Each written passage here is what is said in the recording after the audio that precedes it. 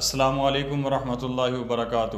احناف media services سے میں ہوں عزیز الرحمن۔ آپ دیکھ رہے ہیں مرکز نیوز۔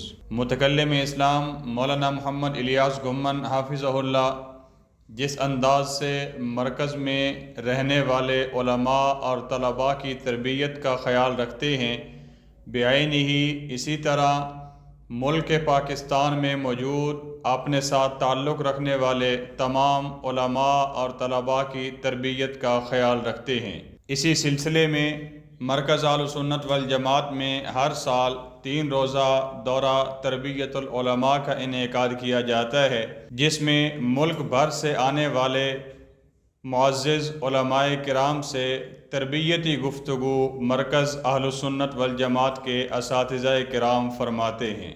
مرکز اہل سنت والجماعت میں 10واں سالانہ دورہ تربیت العلماء 8 اکتوبر بروز منگل ظہر کی نماز کے بعد شروع ہوا، جو کہ 10 اکتوبر بروز جمعرات عصر کی نماز کے وقت اختتام پذیر ہوا۔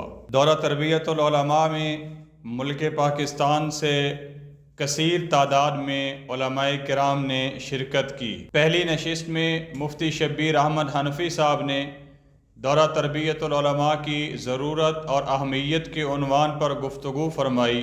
دوسری نشست میں مفتی محمد عاطف حنفی صاحب نے آن لائن کورسز کی اہمیت کے عنوان پر گفتگو فرمائی۔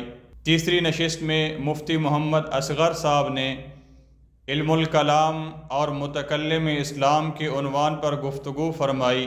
چوتھی نشست میں مولانا خبیب احمد گمن حافظہ اللہ نے علماء کے لیے بیعت کی ضرورت و اہمیت کے عنوان پر گفتگو فرمائی۔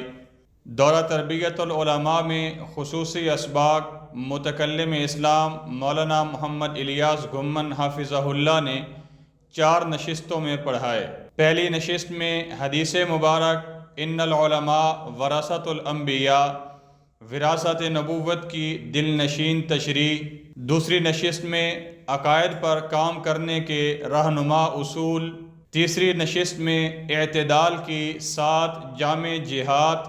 چوتھی نشست میں میرا 40 سال کا معمول، اور آخر میں شرکاء کو ضروری ہدایات اور کام کرنے کا طریقہ بتلایا۔ مرکز اہل سنت والجماعت میں مختلف اوقات میں مہمان علماء کرام تشریف لاتے رہتے ہیں۔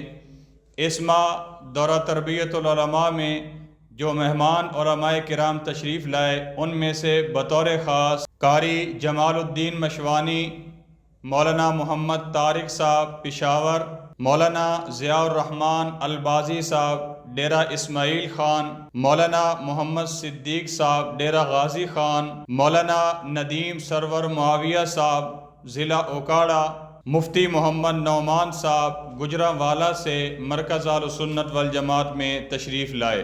دورہ تربیت العلماء میں تشریف لانے والے تمام معزز علماء کرام کو حضرت الشیخ حافظہ اللہ کی کتاب سیدنا عثمان غنی رضی اللہ تعالیٰ عنہ حیات و خدمات اور اعتراضات کا علمی جائزہ بطور ہدیے کے حضرت الشیخ حافظہ اللہ کی جانب سے تمام علماء کرام کو پیش کی گئی۔ آخر میں حضرت الشیخ حافظہ اللہ کی دعا سے دورہ تربیت العلماء کا اختتام ہوا۔ یہ تھیں اب تک کی خبریں۔ مزید مرکز کے احوال جاننے کے لیے ہمارے YouTube چینل احناف میڈیا سروسز کے ساتھ جڑے رہیے۔ السلام علیکم ورحمۃ اللہ وبرکاتہ۔